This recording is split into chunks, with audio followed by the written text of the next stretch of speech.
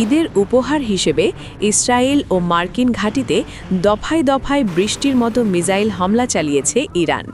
Report অনুযায়ী operation true প্রমস 4-এর ৭২তম ধাপে Israel ও মধ্যপ্রাচ্যের একাধিক মার্কিন ঘাঁটিতে ভয়াবহ হামলা চালানো হয়েছে।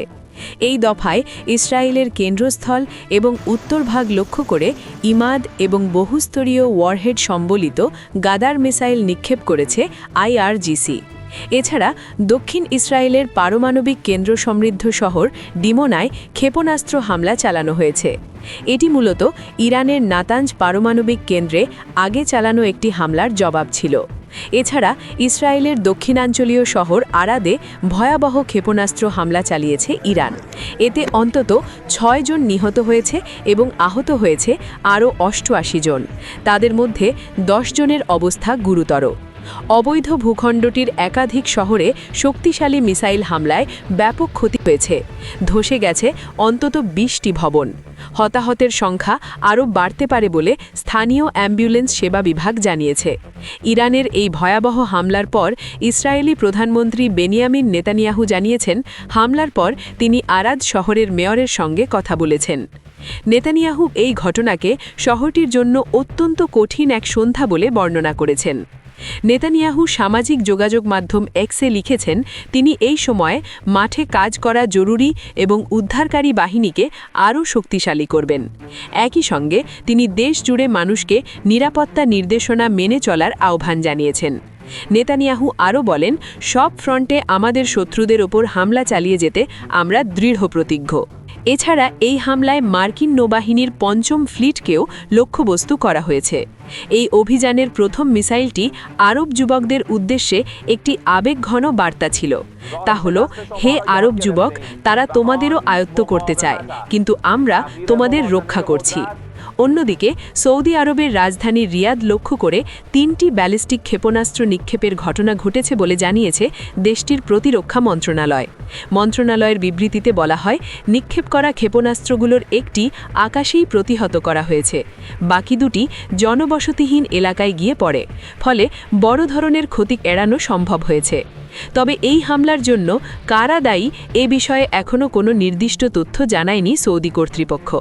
ঘটনাটি নিয়ে তদন্ত চলছে বলে জানিয়েছে সংশ্লিষ্ট কর্মকর্তারা। তবে এই হামলার বিষয়ে ইরানের তরফ থেকে এখনও কিছু জানানো হয়নি। এর আগে ২০ মার্চ পারস্য নববর্ষের দিনে ইসরায়েল রাজধানী তেল আবিব এবং রিশন লেজিয়ন এলাকায় মিসাইল এবং ড্রোন দিয়ে হামলা চালিয়েছে IRGC।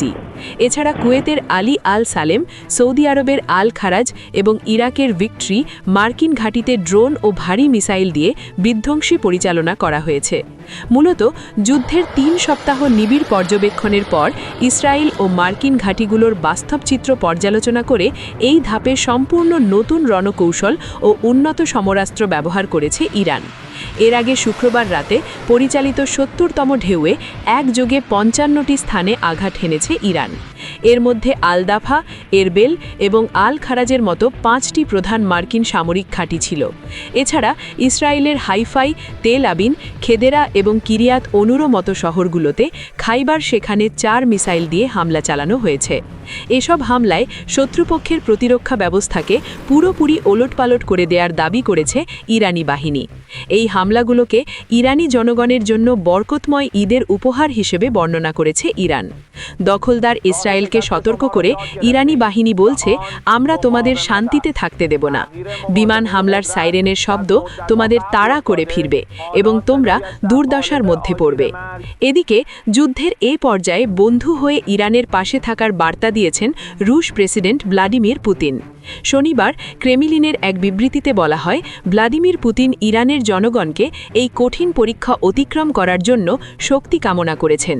তিনি বলেছেন, এই কঠিন সময়ে মস্কো তেহরানের বিশ্বস্ত বন্ধু এবং নির্ভরযোগ্য অংশীদার হিসেবে পাশে আছে। দীর্ঘদিন ধরে ইরানি মিত্র হিসেবে নিজেদের অবস্থান প্রকাশ করেছে রাশিয়া। গত ২৮ ফেব্রুয়ারি থেকে ইরানের ওপর শুরু হওয়া যুক্তরাষ্ট্র ইসরায়েলের হামলার নিন্দা জানিয়েছে দেশটি। গত বুধবার ইসরায়েলি বিমান হামলায় ইরানের নিরাপত্তা প্রধান আলী রারিজানি নিহত হওয়ারও নিন্দা জানিয়েছে রাশিয়া। অন্যদিকে যুদ্ধের ৩ সপ্তাহ পেরিয়ে যাওয়ার পর রাশিয়ার পক্ষ থেকে ইরানের পাশে থাকার ঘোষণাকে গুরুত্বপূর্ণ বার্তা হিসেবে দেখছেন বিশেষজ্ঞরা। ইরানকে এবার রাশিয়া সরাসরি যুদ্ধের রসদ সরবরাহ করে পাশে দাঁড়াতে পারে বলে মনে করছেন তারা।